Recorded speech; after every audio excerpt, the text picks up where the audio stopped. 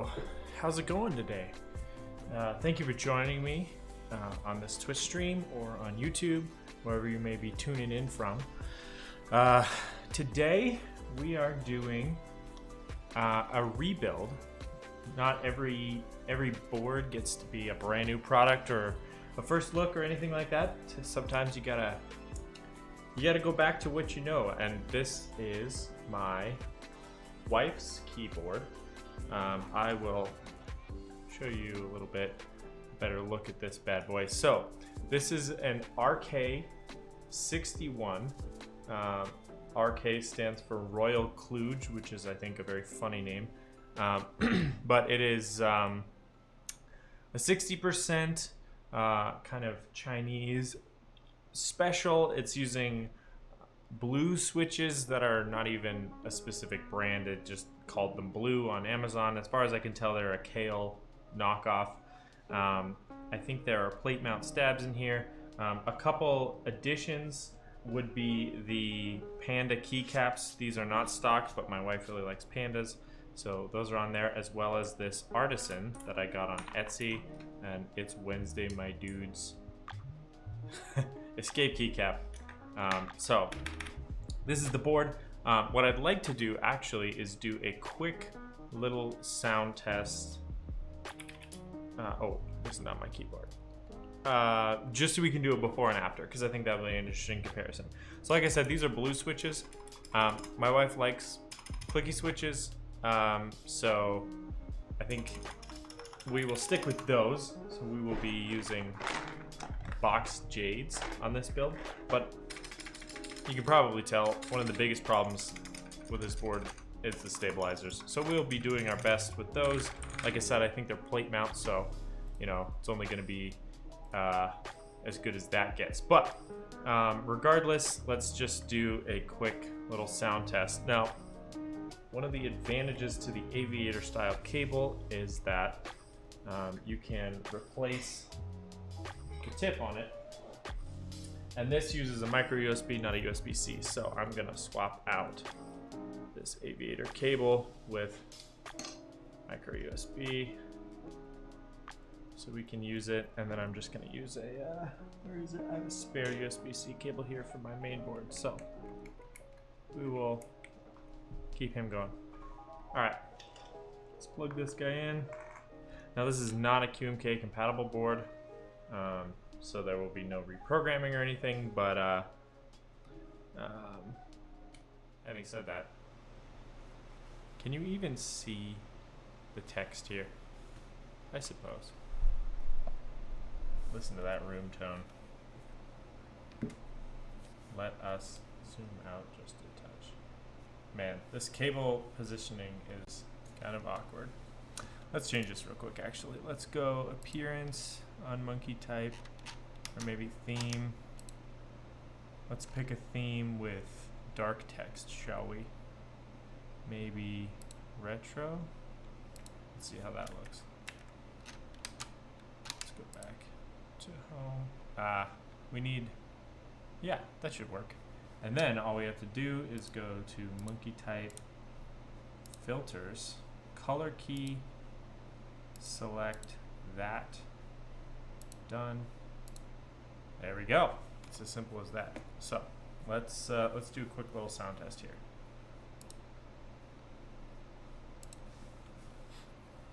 Oh, come on.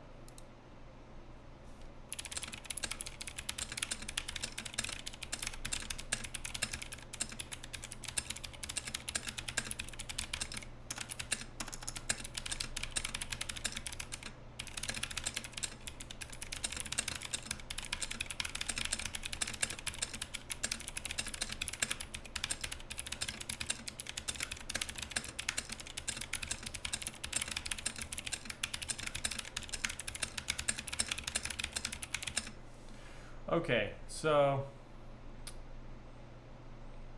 yeah, as you can hear fairly obviously, this board is very rattly, very loud,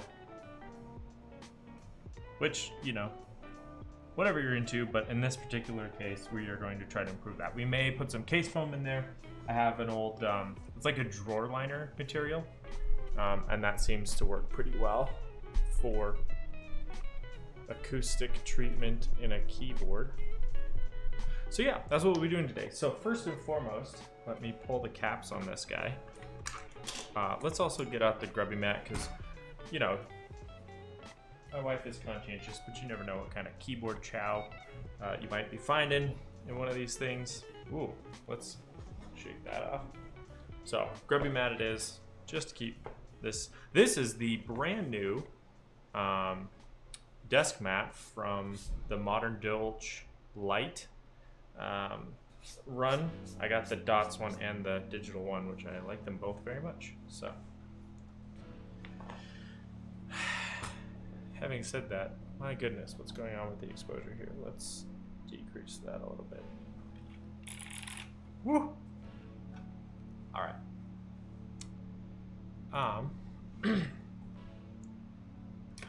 So this little guy, get him out of here. Now I'm gonna try to keep this keyboard layout relatively straightforward. It should be pretty easy to pop everything back on. And it's only 60%, so that shouldn't be too difficult. There's not a ton of keys going on here, so.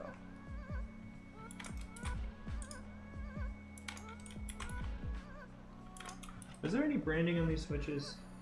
No. There's usually a little bit of branding, like right on this rounded part right here. Usually says like Kale or something like that, but I don't see any. Oh no, it says RK, which is the same brand as this board. So there it is, Royal Kluge. But interesting. So they actually have like house brand switches. That's fascinating. Either way, they're pretty ghastly sounding, so we will get them on out of there. And let's check the stabs. Yes, these are plate mount stabs. They are clipped into the plate here. So we will be lubing those and hopefully improving the way they sound just a touch.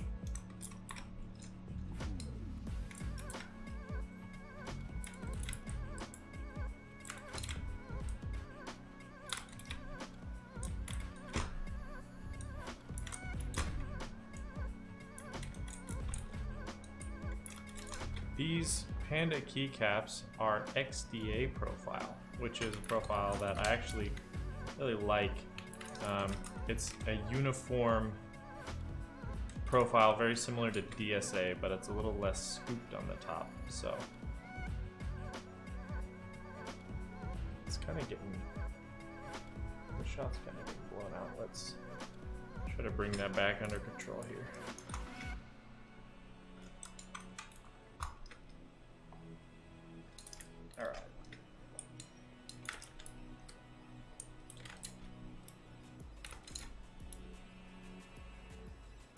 I'm also excited about these box jades. They are not lubed. I've played with them a little bit and there doesn't seem to be a ton of spring ping. That was maybe going to be the one thing I would do, is open them up and get some lube on the switches, on the springs, I mean. But when you're using a clicky switch, especially like a box style, like the spring ping isn't super noticeable because there's a lot of other sounds going on, so it is what it is. There's a little bit of keyboard chow going on here, but nothing that we can't deal with.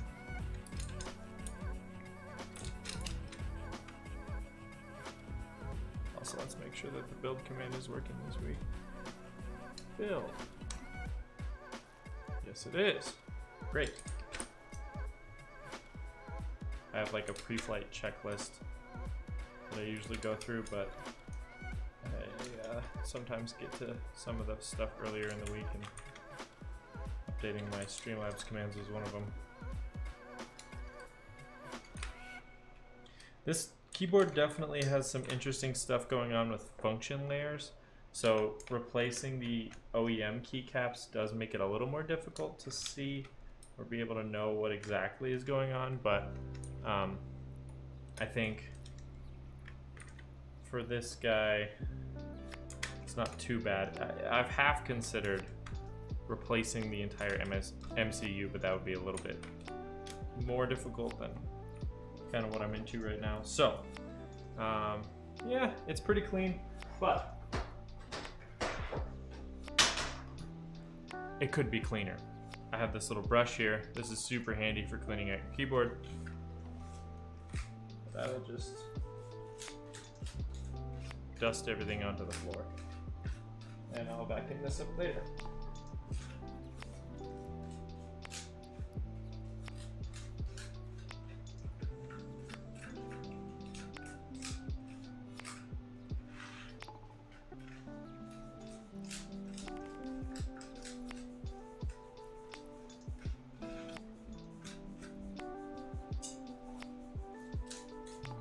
Okay, we're looking a little better. We also have a dog, so it seems like her hair is impossible to avoid. Bless her soul. Okay. Alright, that's back.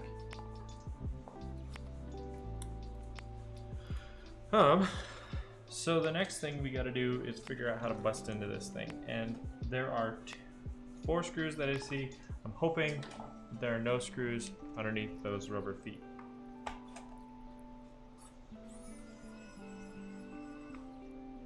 Got this little automatic screwdriver here today.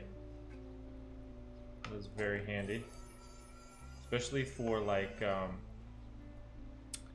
installing stabilizers like PCB mount stabs. It's very handy. Also, this is a wireless keyboard, so there is a battery with a battery connector. Tray mount, kind of your standard stuff. This is a good candidate though, since it is a plastic shell. Put some foam in there maybe and reduce some of that rattle, but here's what we're dealing with. So what we need to do here is just desolder each switch, and you can see it has two pins here. Fortunately for us, they're not using through-hole LEDs, which would have been sitting on top of the switch.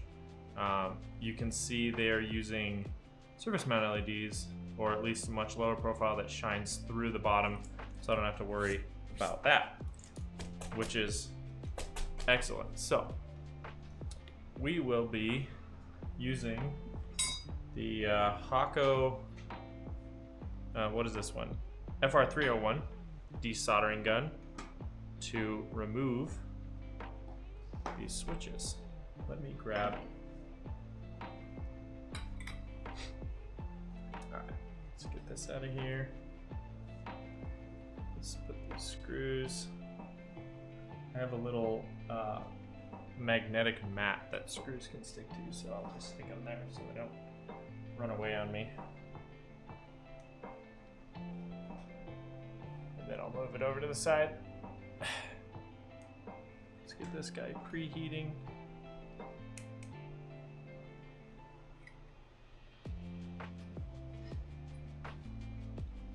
Alright, LED is on.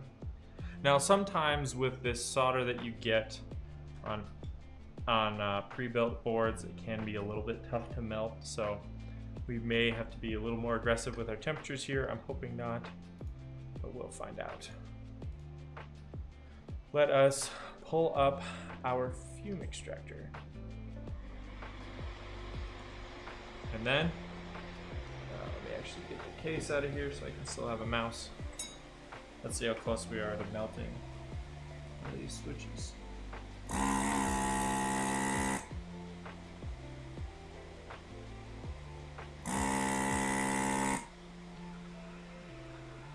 It's definitely melting, but it's not sucking it up. Let's...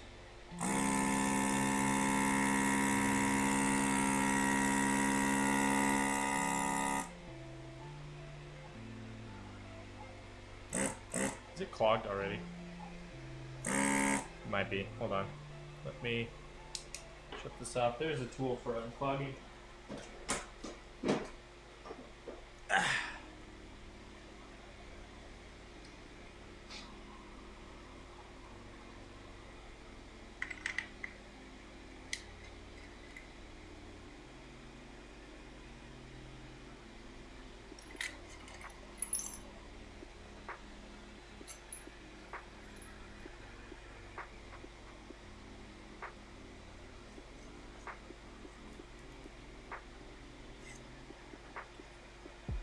That's good.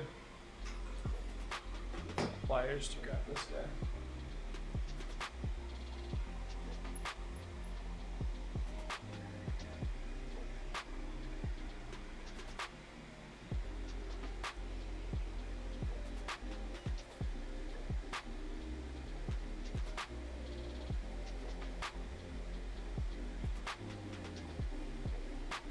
It's very hard to.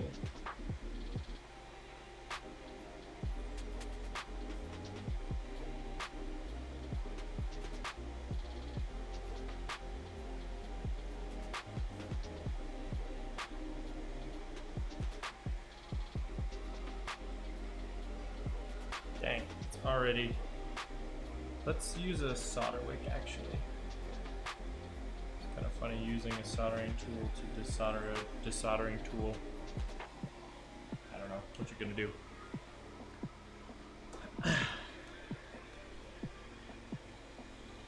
Get this unclogged in no time.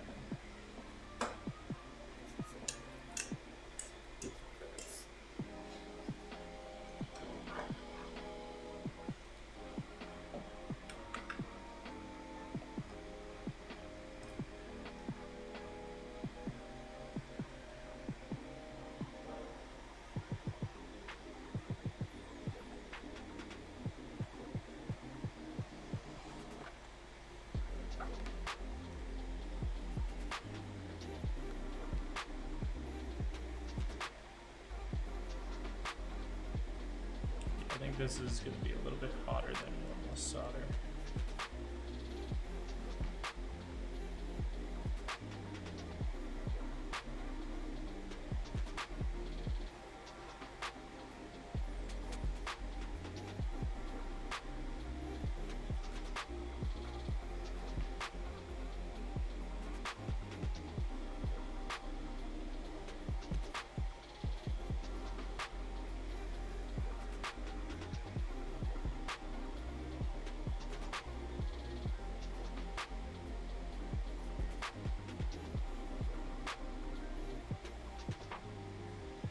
Alright, let's get this heated back up. I think we should be good to go.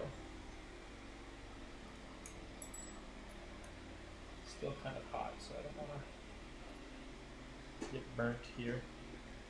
But, ooh.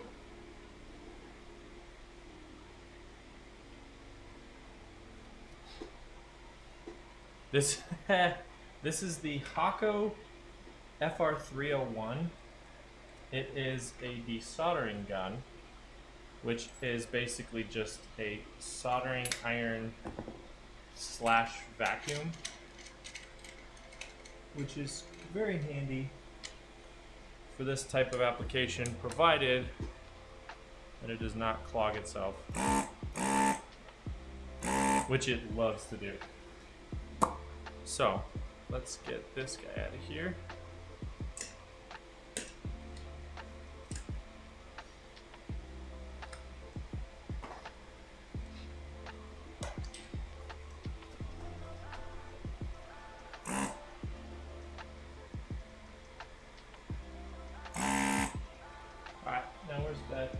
There's a cleaning pick around here somewhere that I have. Here's the big one.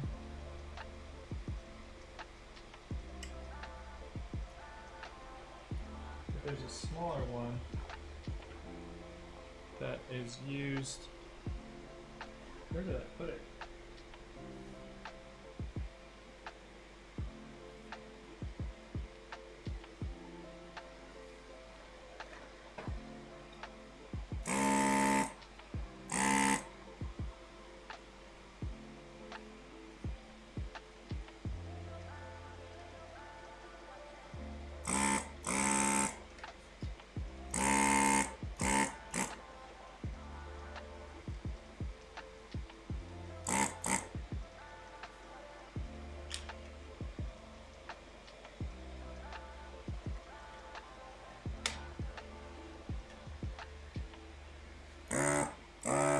go. Mucho better.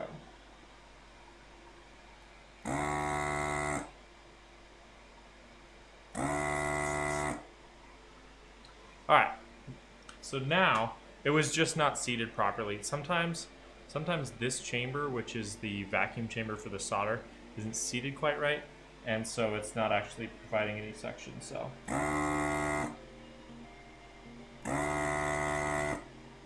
But now we're looking good.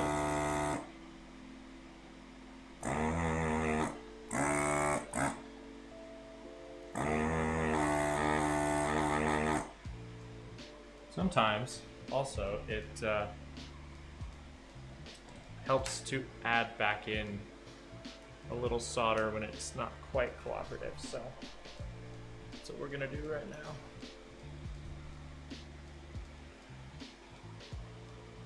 On this guy. Make sure it gets nice and melty.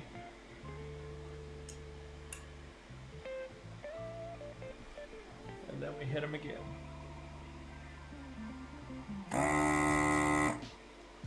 There we go.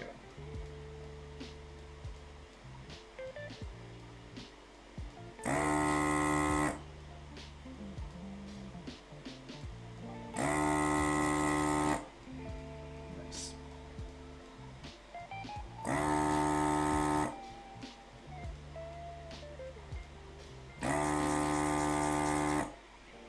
It's a pretty simple and elegant tool to use, I would say. The couple things to note are that A, if you just sort of mash it down and hold it without moving it at all, you can easily lift a pad. And B, if you pull the trigger too early, the suction can actually cool it down to the point where it doesn't fully extract all the solder. So you kind of got to balance that of like, I don't want to hold this on here for too long, with I need to keep it moving and vacuum it up before the pad lifts. Make sure everything's nice and melty.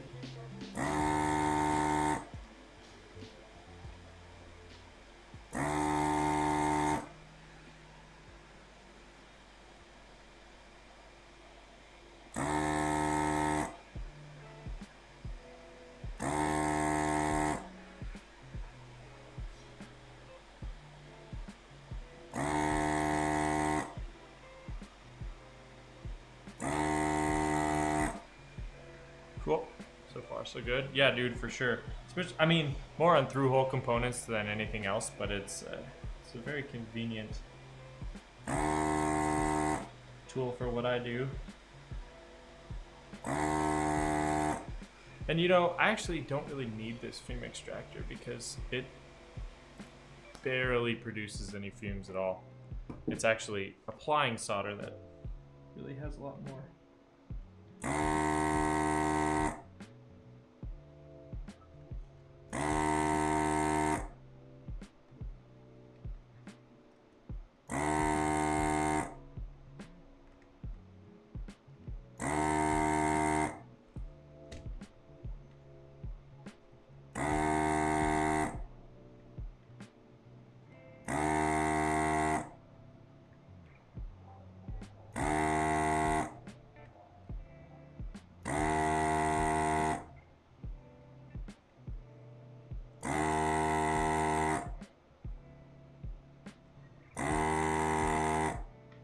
The other cool thing is you can kind of see, maybe a little hard to see on camera, but there's like a blob of vacuumed up solder just chilling up in this top part, which is neat.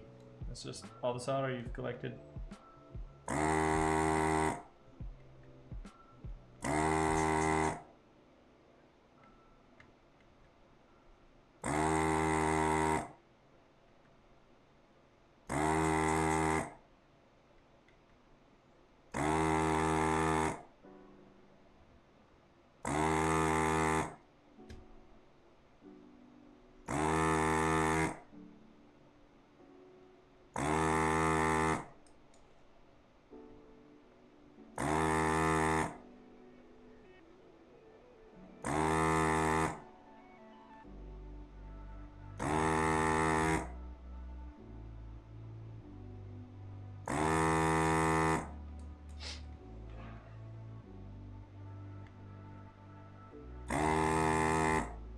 really hate the smell of like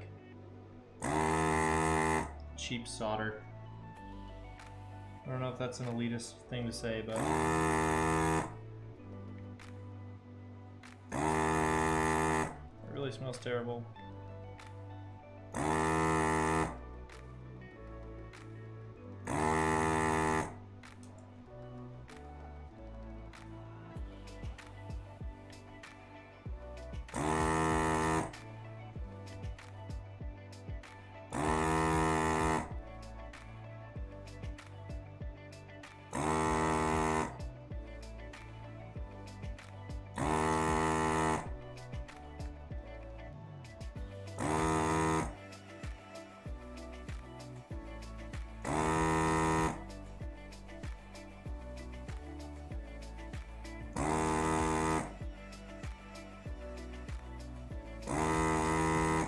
Also, one of the strange things about this keyboard, which I only know because I've taken apart one of these before, is that normally on a board like this, especially with plate mount stabilizers, if you get all the switches soldered off, or all the solder removed from all the switches, then you can just lift the PCB off the plate.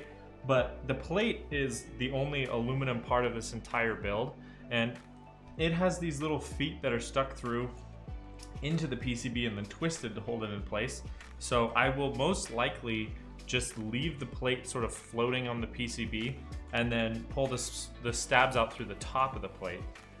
Anyways, I just thought that was kind of a strange choice because everything was already soldered in here, so technically they don't really need these holding it on. So I'm not really sure why you would do that unless you didn't really trust your solder job. I'm not sure.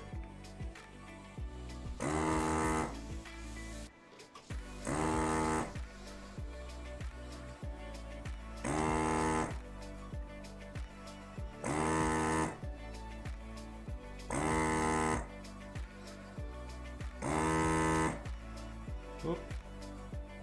I think that was clear.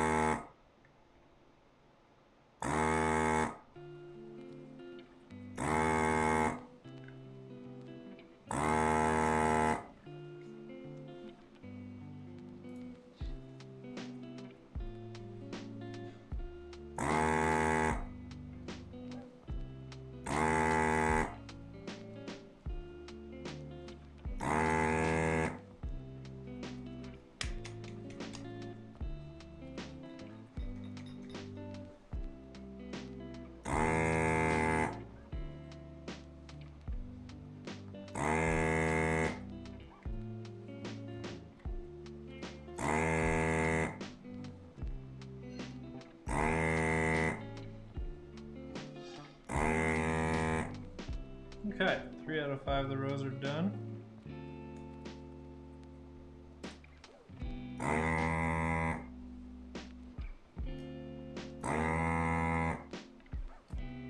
Starting to get that weird noise it makes when it's starting the clock. I really wish I knew what happened to that other cleaning tool. Where did he go? It's so strange. I don't know where I would have. Oh, it's right here.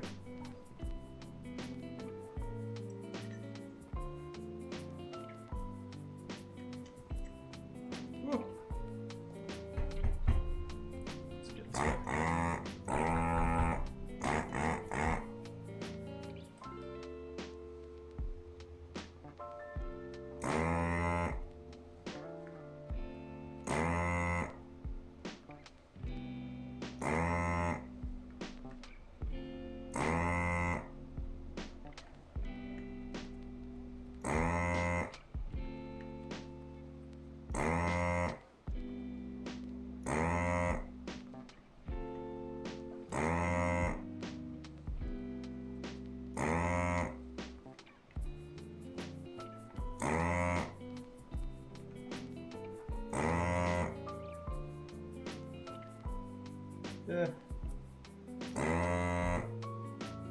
Oh no.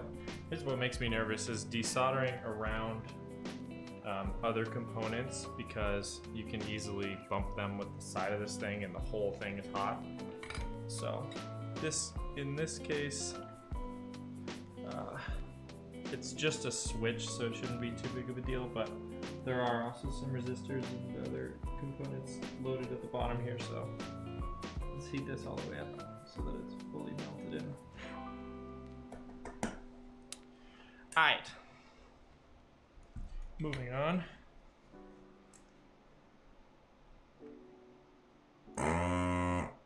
There we go.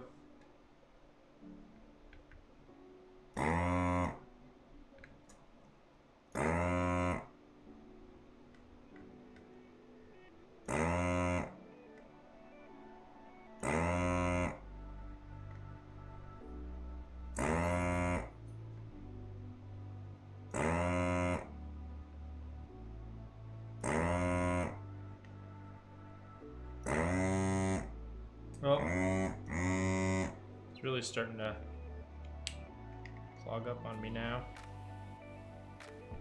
Fortunately, once again, that can be solved. There we go. Yeah, there's our big old solder blob. Now I'll show you actually. This is all the solder I've removed so far from this project, which is crazy. Doesn't really look like that much, but oh yeah.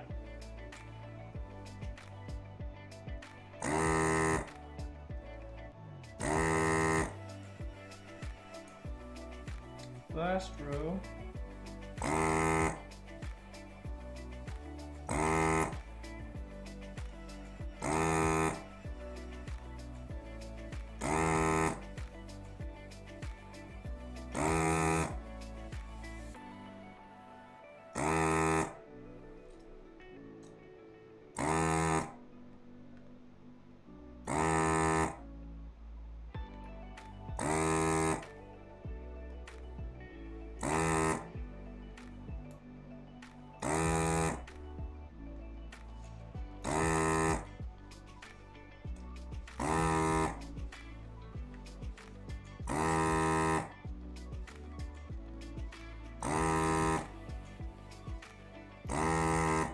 Okay, cool. This is where we get to find out if I got everything. Let me grab a switch puller and we will start yoinking switches. To be honest, I'm probably just gonna throw these out. Unless someone out there really wants a bunch of them. They're pretty gnarly. Oop. Looks okay.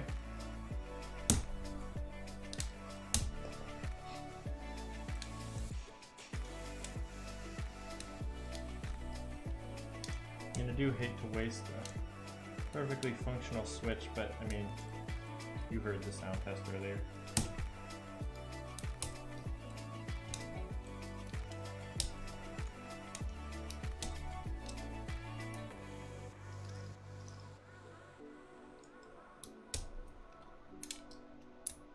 Really is kind of magical though. I mean, I used to desolder with desoldering braid, and there's a lot of solder on a through hole component, especially a key switch. So, you know, it would take a while, and it's kind of magical, you know, going to a desoldering gun. Ah!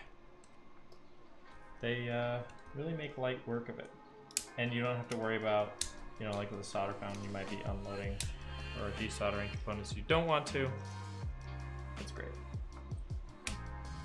We should be able to really get this plate clean as well. There were some hairs that were kind of dog hairs that were stuck under the switches and the plate, so we'll get those out. And then we'll be off to the races. Loading up some box jades.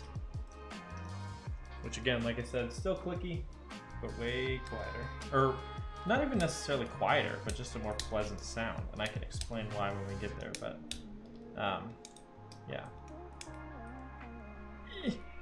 Uh-oh. Aha! This one will need some more desoldering work. It was really close to... Oh, that one's on the floor now. It was really close to another component, so I was being very cautious, and I need to actually add more solder to get him out fully.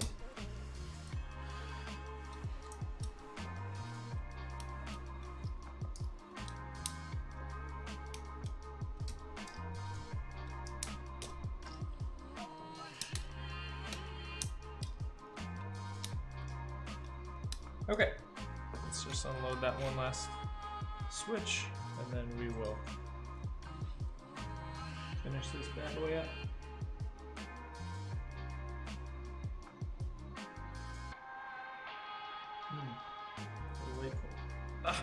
Face full of solder. That's okay.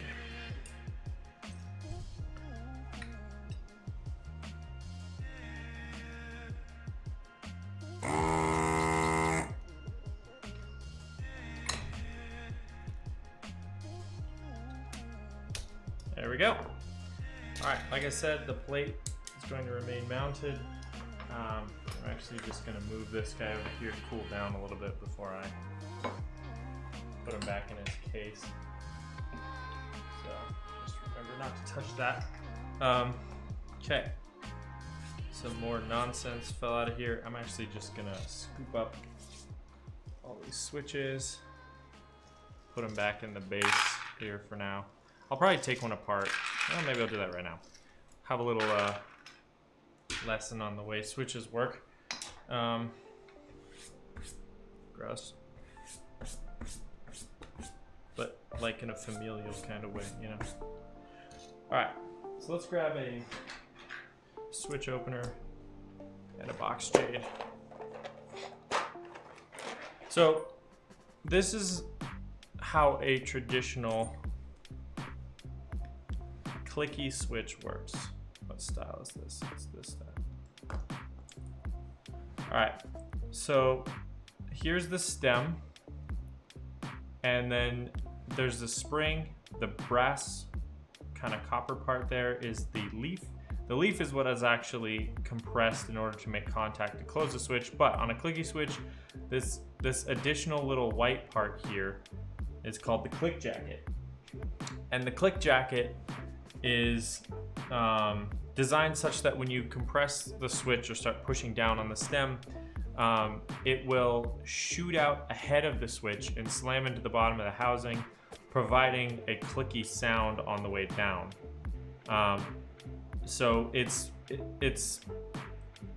purely for, you can see right there, it's actually the leaf going over the little nubs on the stem that cause it to shoot down past the stem. So that gives it a clicky sound and a bit of a tactile feedback, because once it does that, you know it's actuated the switch. Tactile switches will still give you this feedback without the sound, so because those exist, this becomes unnecessary in order to provide tactile feedback, but that's how they work. A box jade is a design that, or box jade, box navy, box white, all the box series of switches that are clicky use a different mechanism, which is this, it's hard to see, but it's right here. It's this little metal bar that can move up and down, and on the stem, of which looks very different, as you can see, there's a little nub right there, and that nub snaps that bar on the way up and on the way down, so it actually clicks twice, but the click is a lot cleaner and crisper because it's clicking a little bar, not a whole jacket, and so there's less of a chance of it kind of rattling around inside the housing. So yeah, here's how you can see it snapping that bar. It's a lot harder of a snap on the way down just because of the way this little nub is shaped, but it snaps on the way up as well. So that's your key switch anatomy lesson for the day. Because of this, I personally like the sound of a box switch a lot more than the sound of a traditional blue switch. In fact, I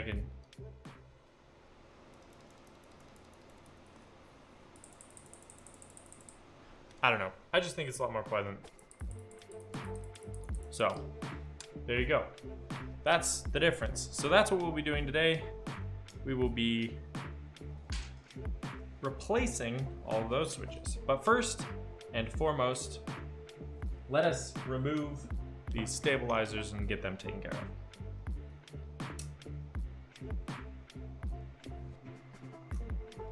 These, like I said, are plate mount stabilizers, so you can actually remove them without ever even removing. You only have to remove the one switch. You can pull them from the top, I guess is the point. Which is very convenient if you have, like for instance, this is the classic example now, is the Novel Keys RK61. The plastic version, the polycarbonate one, is a plate mount stabilizer. And like, they don't sound, excuse me, they don't sound as good as a screw-in, like a PCB mount stabilizer. However, I totally understand why Novel Keys went that direction, which is because if you are a beginner and you don't really want to disassemble a whole PCB, and you have a hot swappable board like that one is, you just have to pull one switch, no soldering required. You can pull the stabilizers out of the top, you can lube them, do whatever you need to, and then put them back in, and it's very, very easy. So, you know, I understand why people were like, hey, you know, we wanted PCB mount stabilizers. And to be fair, I kind of feel that way as well, like if it at least had the option, like the RK61 did. And I think that's why they did that on the RK61 was, well, we'll give you a more premium option, but we'll ship it with the budget option. I think that's really smart. So that way, you know, your novices have something that they can work with, and it's not like this discouraging, what am I doing scenario, but also your enthusiasts have something that they can upgrade and, you know, make it sound better. So I think it's a win-win. So, but RK61 Entry Edition is still a great board. I still highly recommend it for the price point. Even if you are an enthusiast, you can make a plate mount stab sound decent, which is what we're attempting to do today. All right, so here's all the 2U stabs removed. We just need to get the 7. I think it's a 7. How many are here? 1, 2, 3, 4, 5, 6. No, I think this is a 6.25. It's actually kind of rare that I ever interact with a 7U stabilizer, but it happens from time to time. I couldn't remember if your standard 60% layout used one or not. This one will help.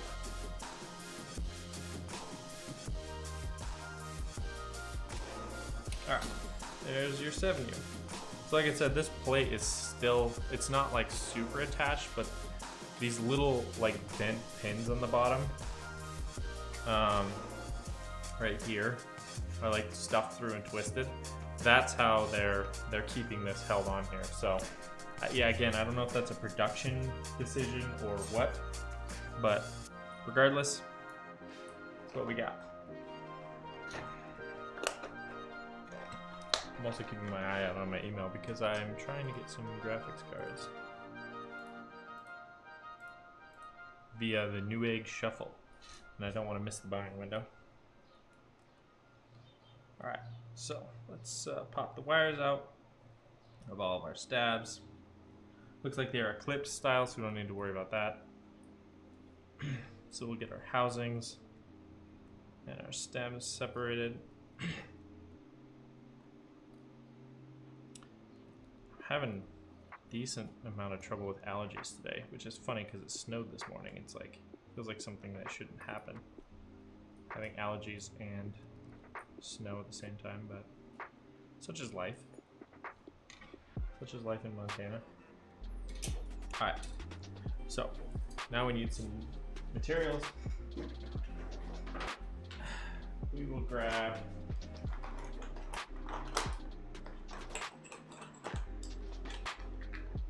stem holder, Krytox. I might actually grab a Band-Aid or two. I'm thinking I will probably I'll probably end up going with a little bit of tape, just to take up the space on the plate so that the stab can't move front to back.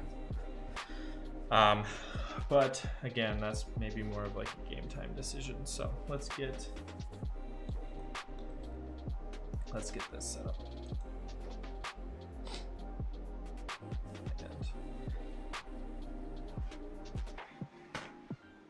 And a paper towel.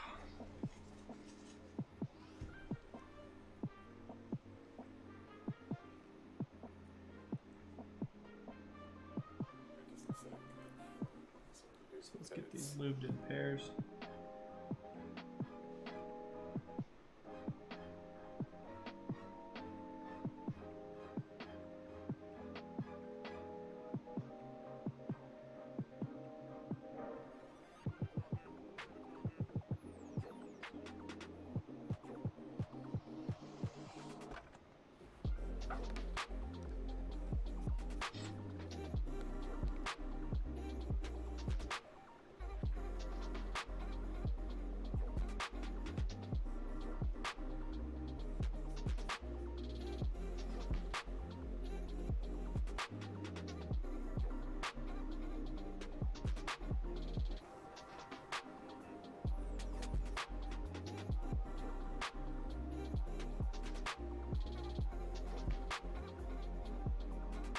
There's a little hair in there. So we will extract that.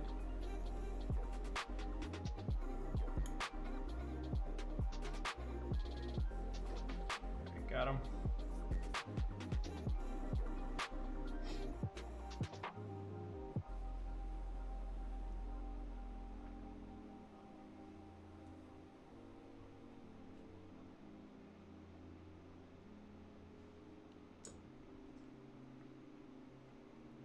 Get some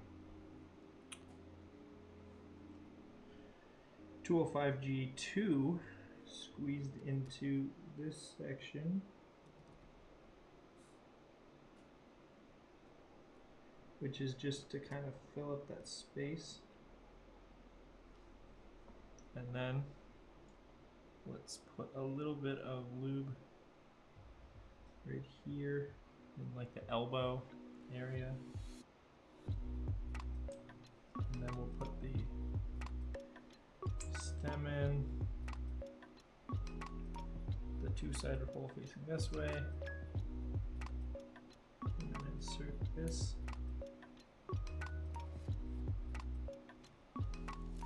Not too bad. Let's get the other one done. And then we'll install it in the board. We'll test it out a little bit. Maybe I'll even solder a switch in, just so we can kind of get a sense for what we might need to do before I do all the stabs.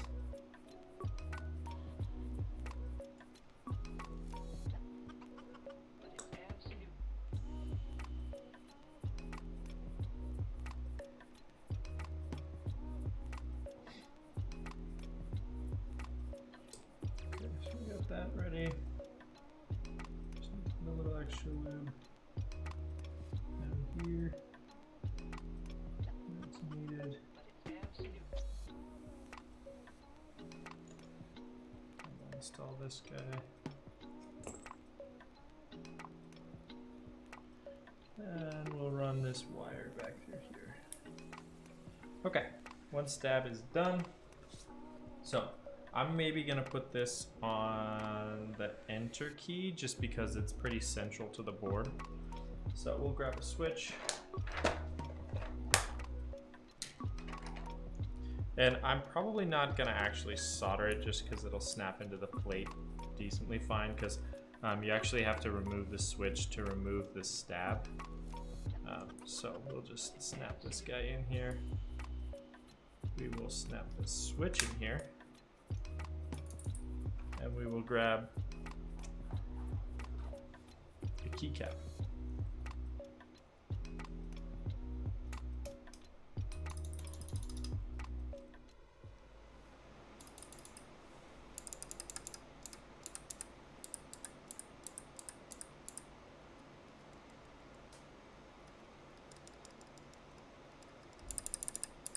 That's actually pretty good.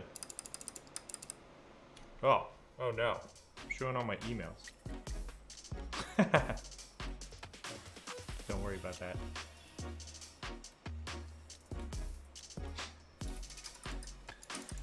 Yeah. I think we're gonna stick with that. There's not even a lot of play front to back, so I don't think I'll need tape on this one. This is actually a pretty nice plate. Like I said, I think it's aluminum. I don't think it's steel, but it is the only metal part of this whole board. So, anyways, having said that, we will continue and just do the same thing. I'll have what he's having.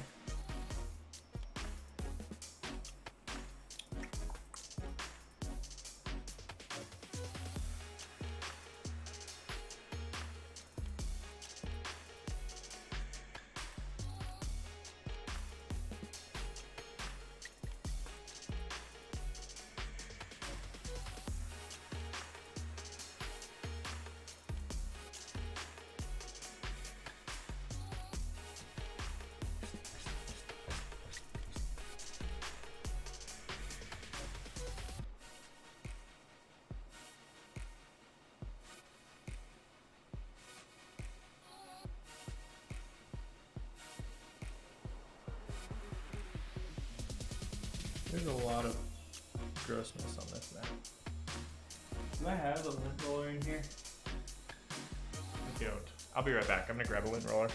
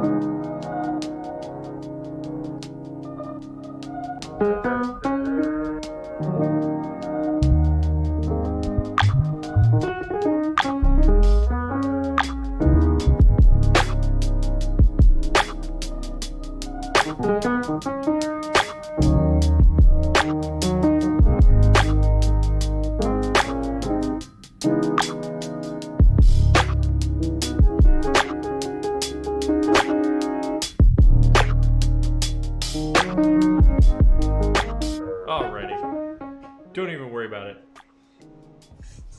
Oh yeah, that's so much better. I don't know what it is, but these green lint rollers, I think they're Evercare, they're like pet specific, are so much better than a traditional one. They're so good.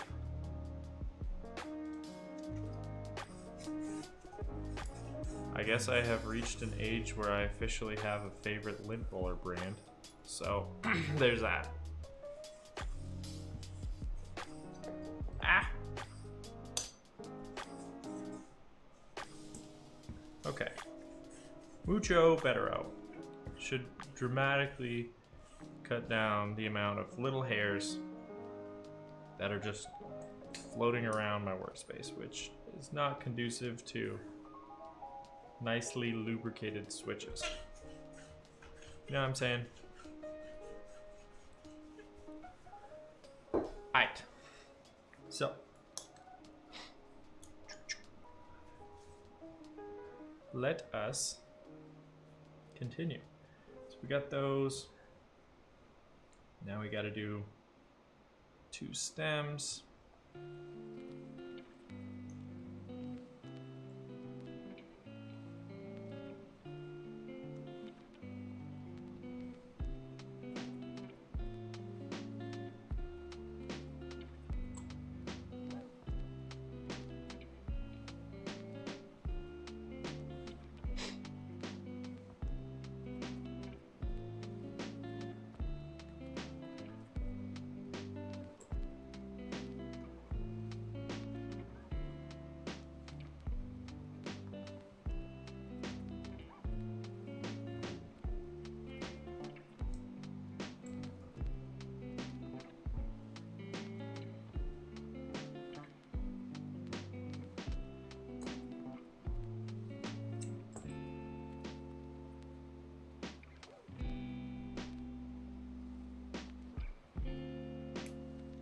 Cool.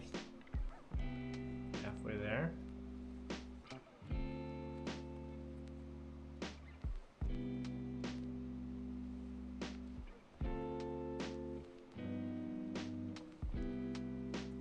If I remember, I'll probably throw a grubby mat in the wash after this stream because it's been kind of getting nasty on me.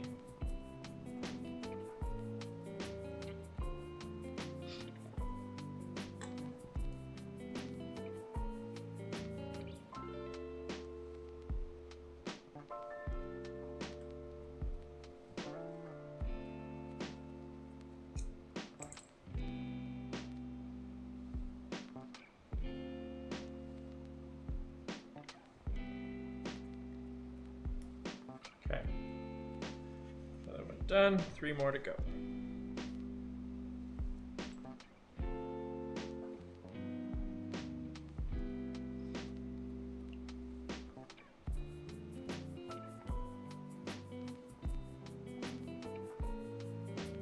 I think the worst offender by far was the spacebar stab, so gotta make sure that that guy sounds good. So we'll definitely test that before we start soldering anything.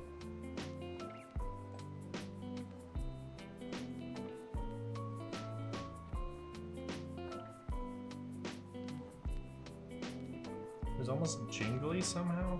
I don't know how that happens, but it do.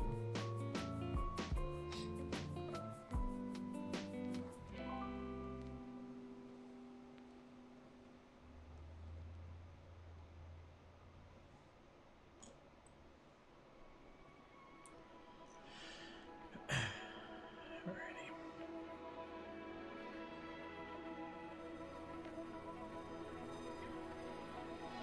People be saying they be like this. But it do.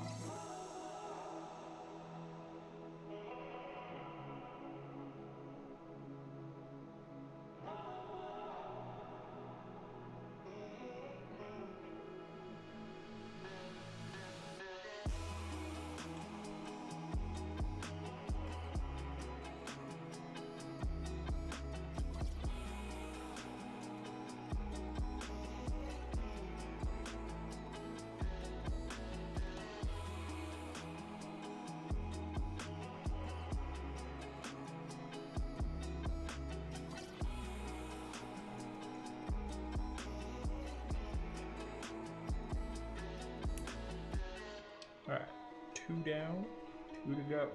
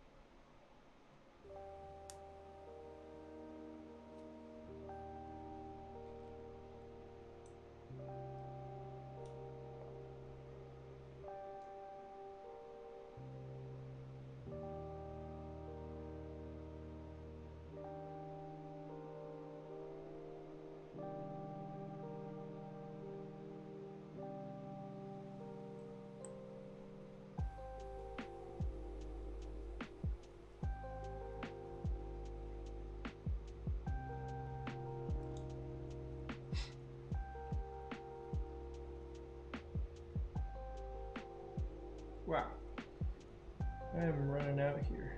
You can't tell by the way my hand is shaking while I'm squeezing this. It is almost empty. Although I think there's a lot in the back that I need to squeeze up to the front. I need one of those, like, those things you can slide onto like a toothpaste tube. You know what I mean?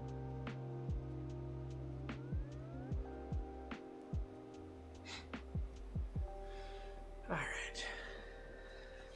Last stab.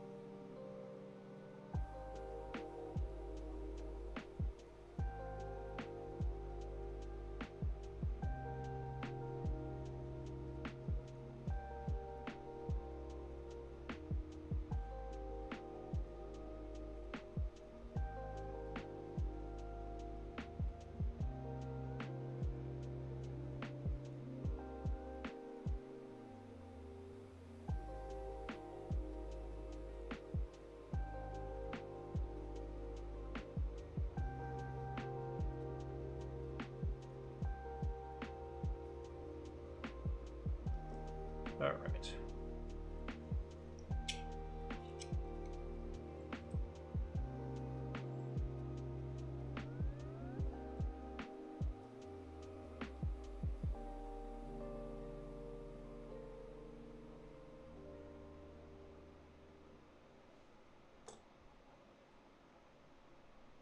Oh yeah, there we go.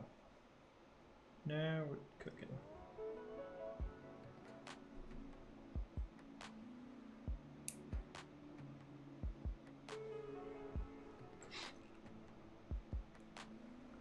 Okay. So once I get this last boy done, I'm going to install all these stabs and test them out with their respective keycaps just to make sure that they are all sounding good. And if they are, solder in those switches and move on to the rest. Okay.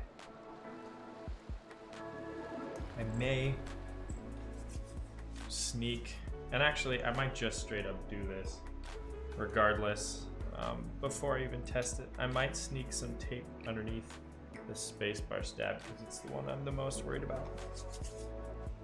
So let's get these guys out of here though.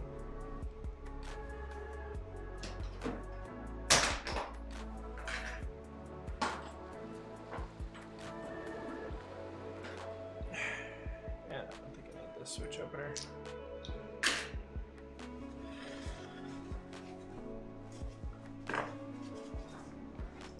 All right.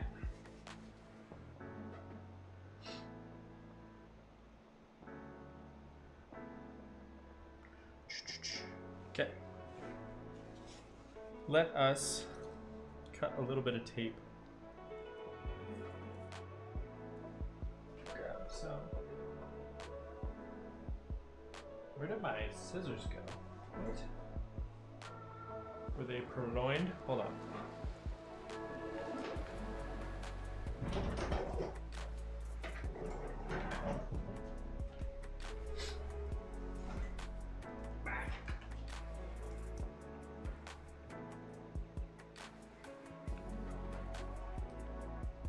Okay. So we'll cut little pieces off of this guy. And sneak them underneath. And honestly, it really doesn't matter how big they are. In this case, because there's no screws, that will be fighting for that space. So I'm gonna sneak them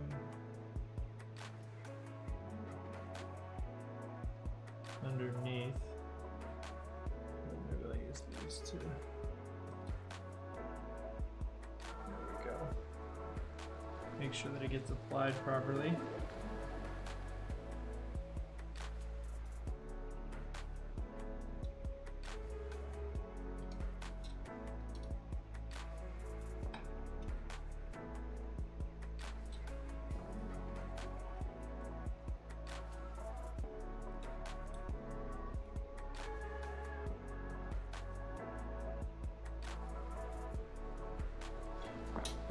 slip the stabilizer in. And then a switch. And then the space bar.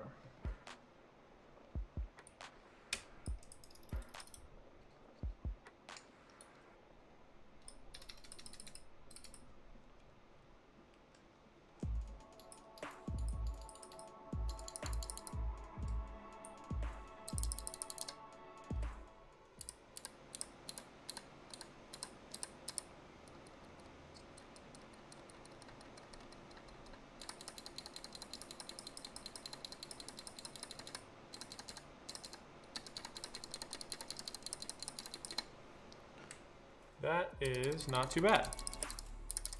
And again, it's a with a clicky switch. The bar's kind of low, you know, and it'll probably fill out a little bit even more once that switch gets soldered and the plate's not so loose.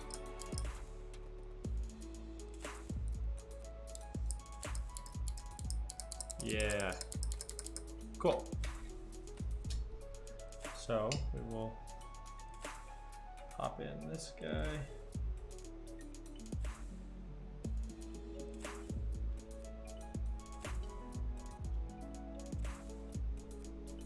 I think these are unidirectional.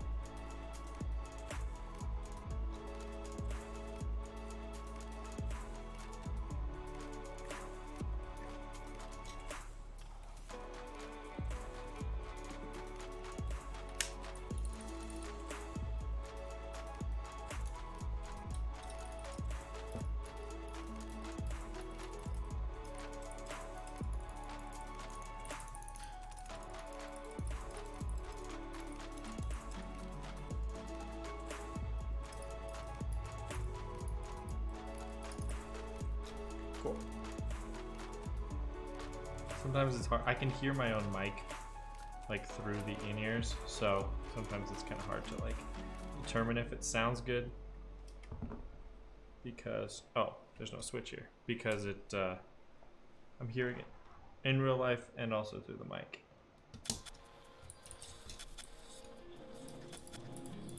Maybe if I go full in-ears though, we'll see how it sounds.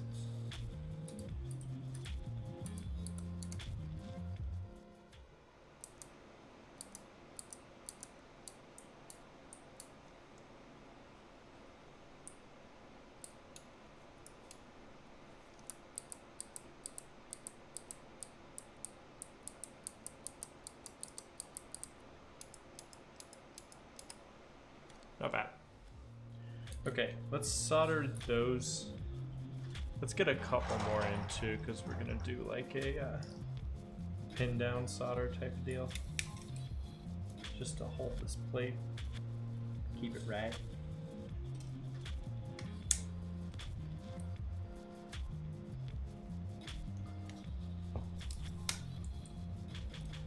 And then we'll do a test before we get everything sealed up. Make sure I haven't irreparably damaged something. Let's get some around these stabilized switches as well, just to hold everything tight.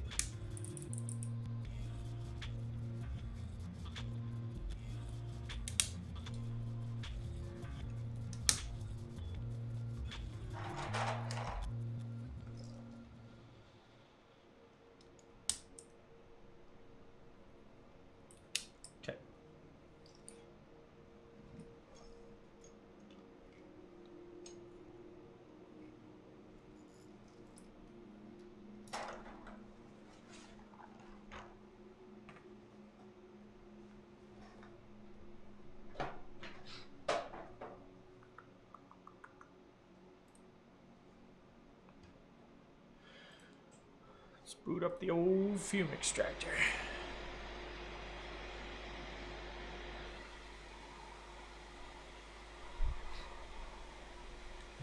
sure this is heating.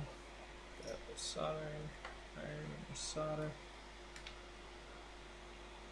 Make sure I can see.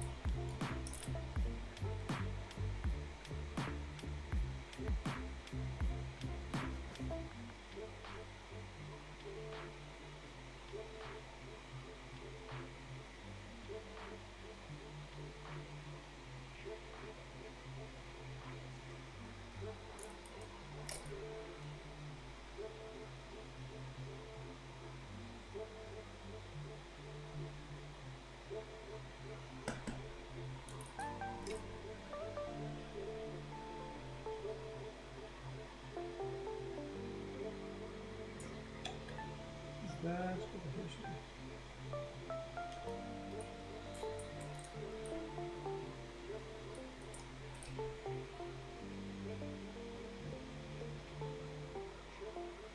I think that's all the switches I had. Oh, no, there's one more. All the ones I had installed.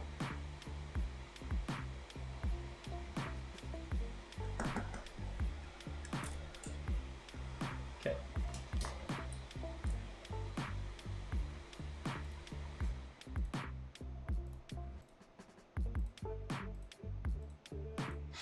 So let us plug this in.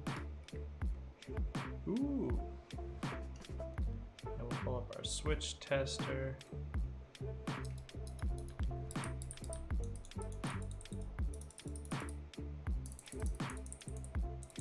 I think this is a function key, so it's not going to register. But it's possible I didn't solder it too. But the board obviously registers it because it's making a pattern whenever I hit it, so we take those.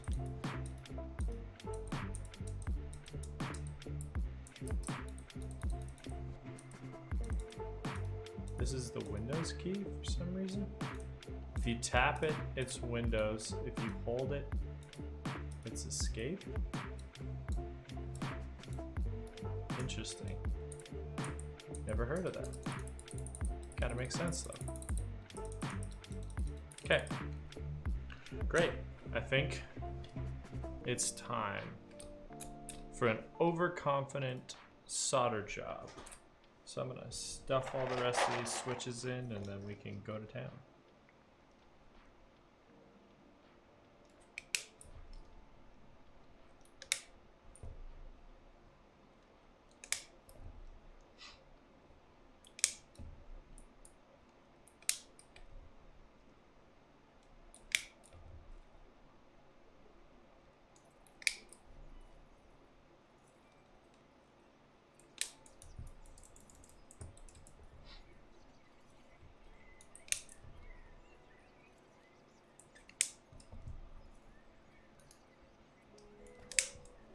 The nice thing is too, these are clear topped switches, so while obviously these aren't shine through keycaps, you can still see the LED effects kind of around them, so we'll still have that.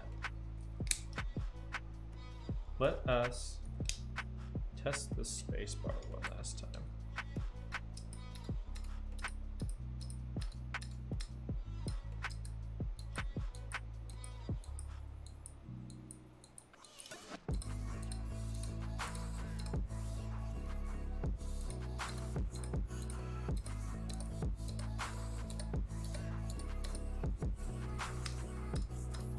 Nice.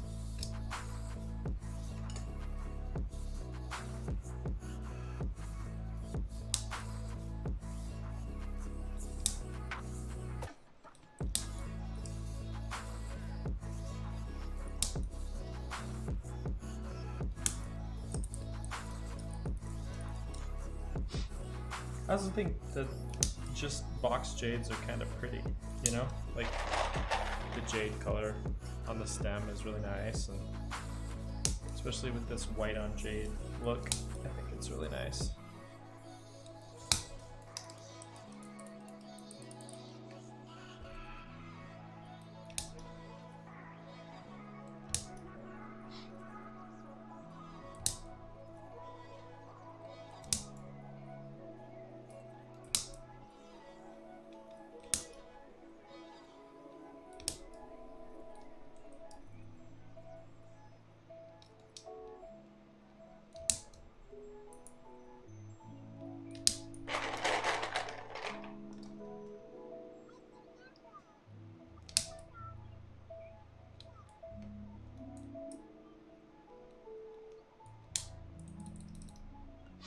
These are also, yeah, these are stock switches. I feel like in general with these box switches, the feel of the switch and the sound of the switch are both kind of beholden to the clicky nature.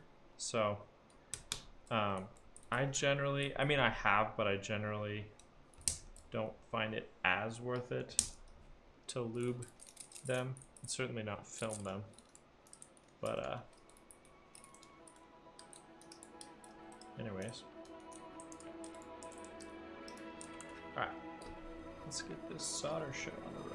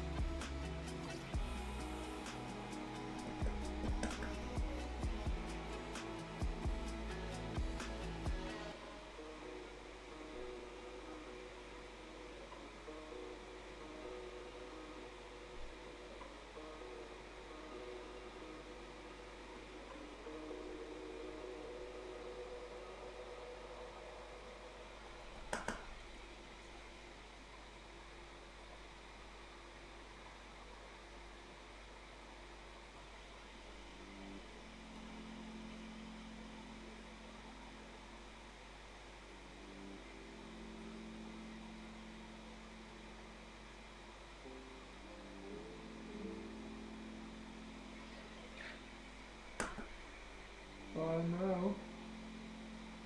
I think I already had a bunch of pre-installed switches on this row, so it should be pretty quick.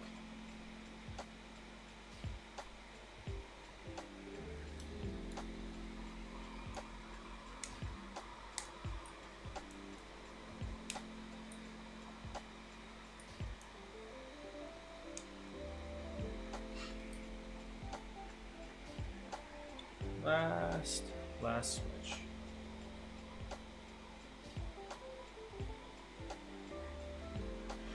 Okay, let's see.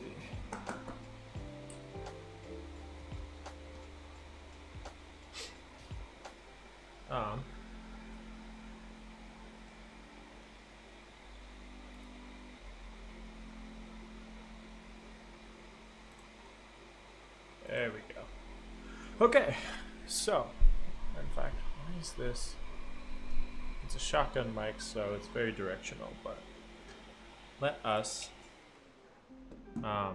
check to make sure all of the switches are working as intended.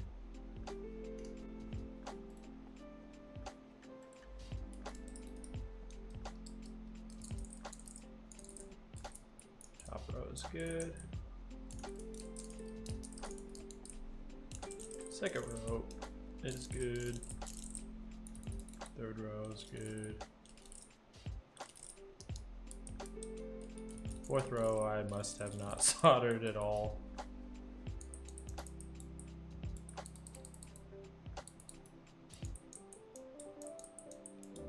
Did I just skip a whole row? Sure enough. No wonder it went so fast. Alright. Let's get that guy done.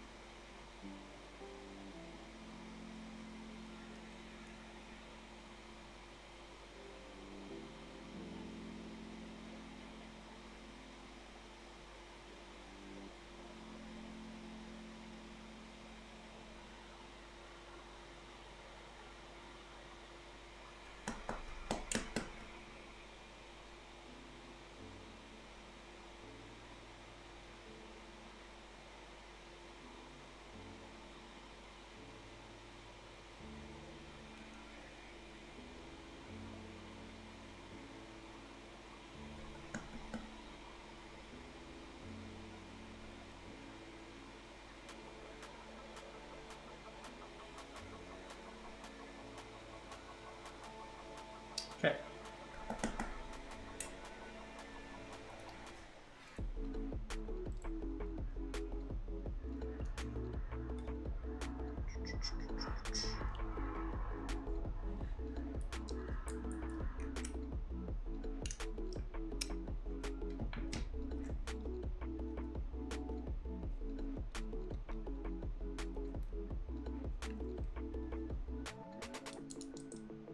Ah.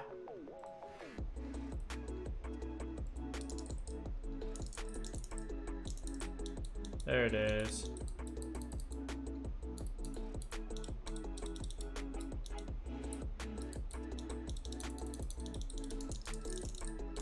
Great. Okay, the next thing that we want to do is potentially add some case foam here, just to dampen the sound a little bit. So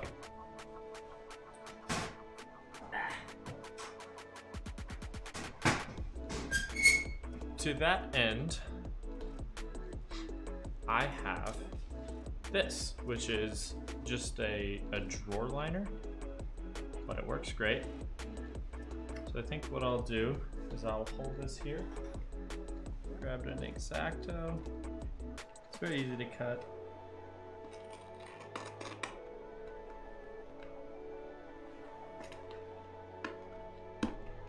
Cut a little bit there.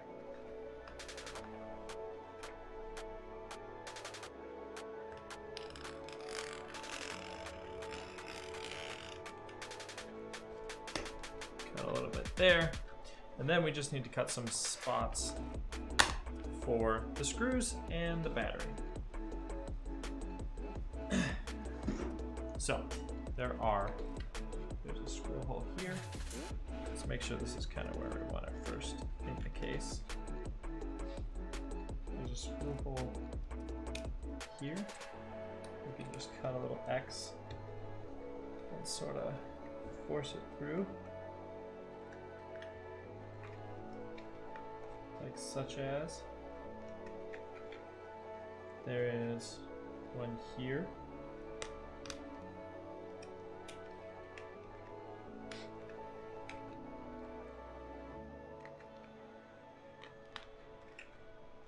Oops, I stabbed in the wrong spot there, but it really does not matter if there's cuts in this.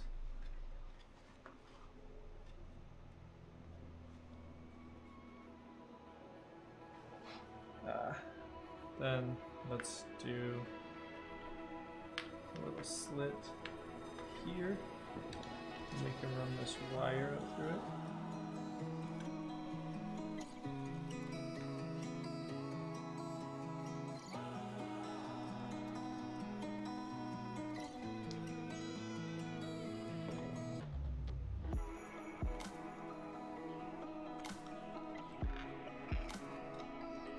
Go.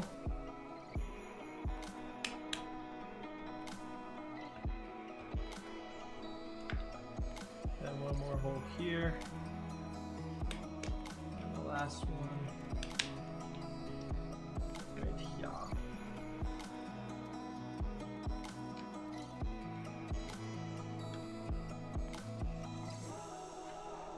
Okay. So now we've got a piece of foam for the bottom. That should take up a little bit of that sound and that rumble. So now we just have to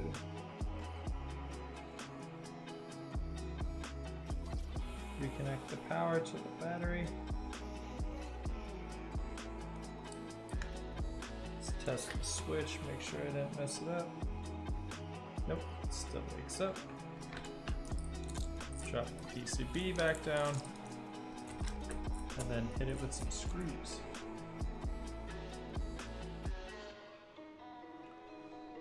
So we are done with the soldering iron. Where's mine? Here's my screwdriver. Screws.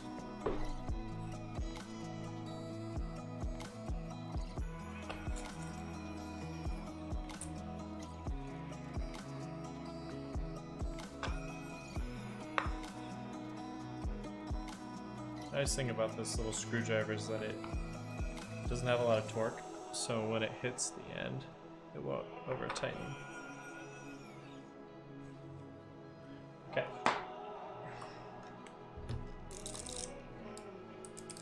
Everything still lines up correctly. Yep. So now we just gotta install some keycaps. So let's do that, and then we will get rid of Grubby Matt.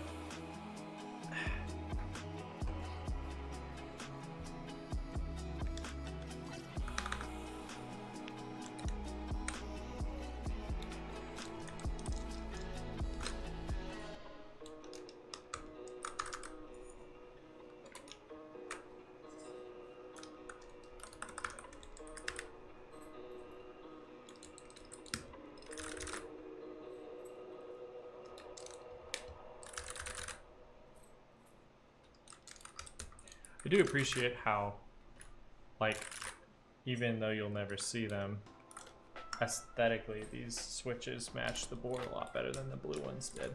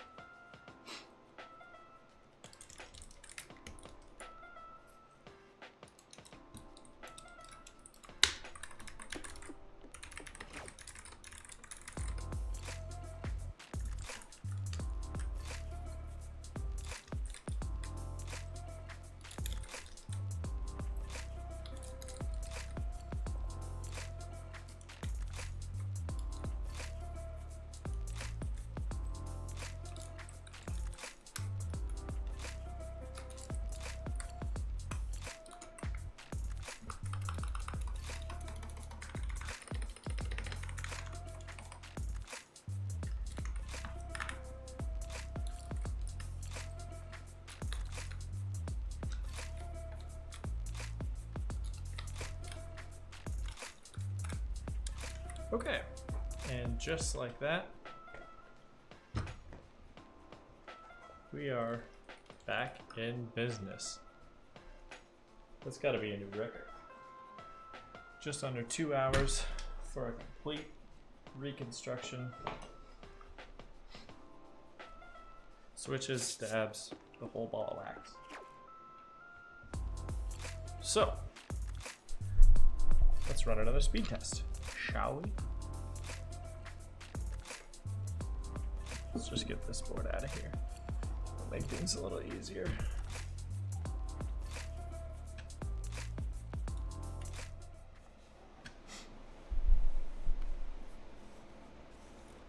You know what? It's fine.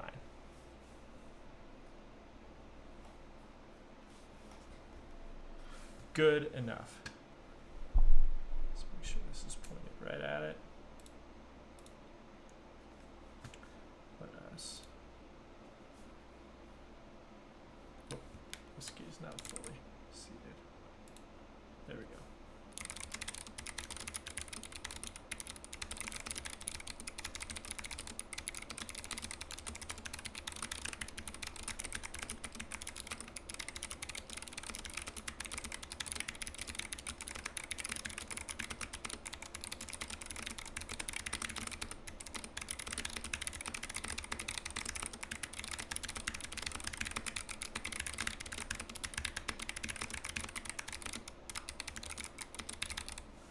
Nice. Not too shabby. Let's listen to some of the mods.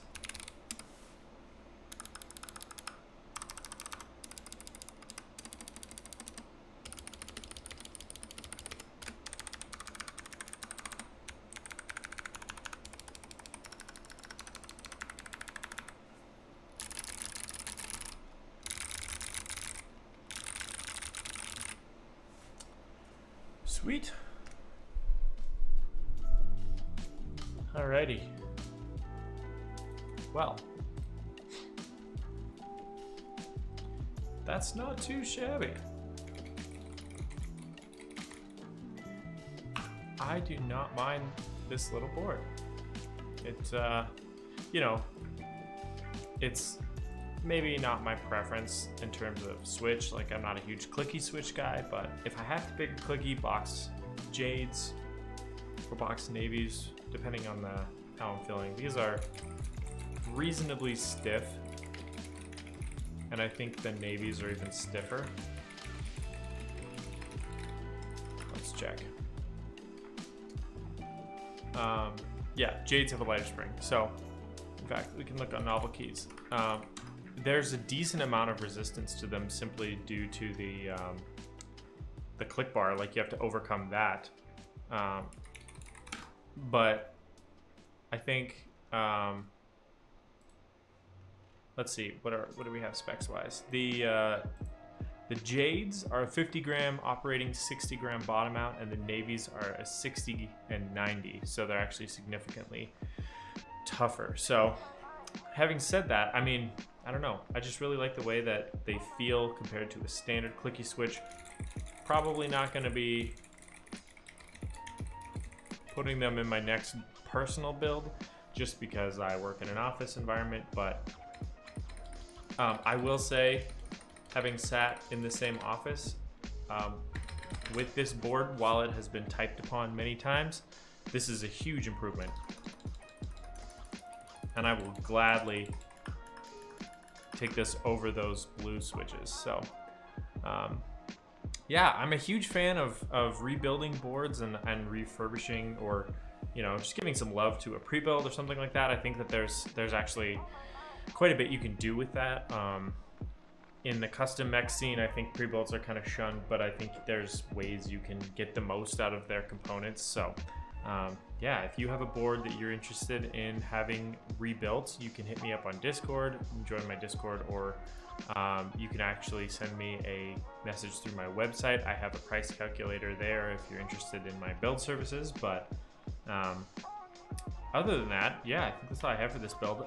Coming up, we will be building a GMMK Pro next week.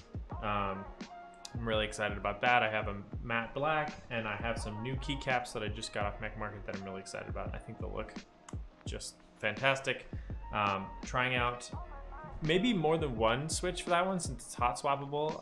I'm just gonna tune the stabs, kind of do a little TLC on that board, and then probably just be running a bunch of sound tests with different switches. Maybe on stream I'll do 2 sets of switches, so I think Ethereal Pandas are at least probably one of them, and maybe like a silent linear or something, just to kind of, you know, see how it does acoustically. But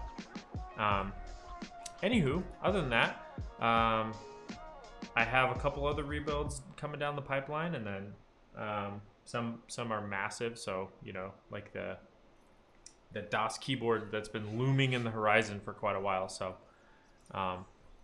anyways, thank you for joining me, whether again it's here on Twitch or on YouTube, and I had a great time working on this build stream, and yeah, we'll see how my wife likes it, but I think that's it for today, so I'll see you next time.